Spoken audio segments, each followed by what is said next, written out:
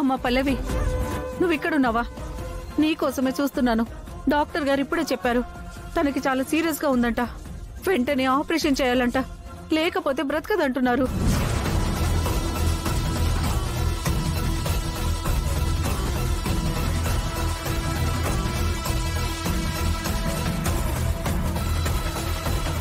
నేను వస్తాను, మీరు వెళ్ళండి.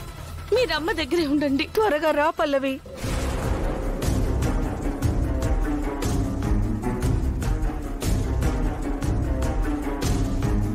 ఎందుకు పిన్ని మా అమ్మంటే నీకంత కోపం? పురిట్లో బిడ్డగా ఉన్నప్పుడే తన నుంచి నన్ను దూరం చేశావు. ఆ క్షణం నుంచి తప్పిపోయిన ఈ కూతురి కోసం ఆ తల్లి ఎంత తపన పడుతుందో, ఎంత ఎదురు చూస్తుందో నా కళ్ళతో నేను చూశాను. తనే నా కన్న తల్లని తెలిసినా తనతో చెప్పలేని పరిస్థితుల్లో నన్ను నిన్నటి వరకు నించోపెట్టారు.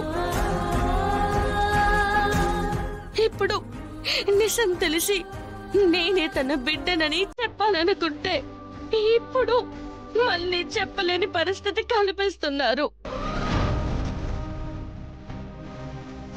నేనేం తప్పు చేశాను?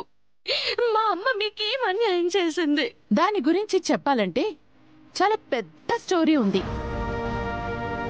కానీ అదంతా తలుచుకునే ఓపిక, నీకు వివరించి చెప్పాల్సిన అవసరం రెండూ నాకు లేవు. మా కండిషన్ నీకు ఇష్టం లేకపోతే వదిలేసేయ్. గుండమ్మ దగ్గరికి వెళ్ళి నువ్వే నా తల్లివి, నేనే నీ బిడ్డని అని చెప్పేసేయ్. బెడ్ మీద పడుకున్నది నిన్ను పెంచిన తల్లేగా, నిన్ను కన్న తల్లి కాదు కదా. పోతే పోతుంది. లేదు, నాకు నా కన్న తల్లైన గుండమ్మెంతో. చిన్నప్పటి నుంచి నన్ను పెంచి పోషించిన ఈ తల్లి కూడా అంతే. అప్పుడు నువ్వు నాకు మాటివ్వు. నువ్వు బ్రతికినంత కాలం నీ నోటితో వాళ్ళకి నువ్వే కన్న కూతురివి అన్న విషయం చెప్పకూడదు.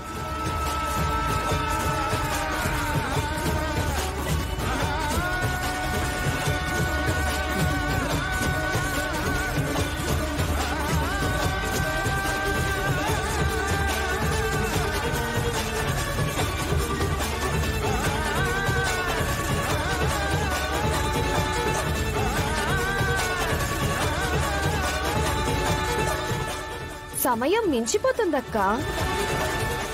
ఆవిడ పరిస్థితి సీరియస్ గా ఉంది. వెంటనే ఆపరేషన్ చేయాలని డాక్టర్ చెప్పారని చెప్తుంది కదా ఆవిడ. మా మాటకి కట్టుబడి మాకు మాటిచ్చి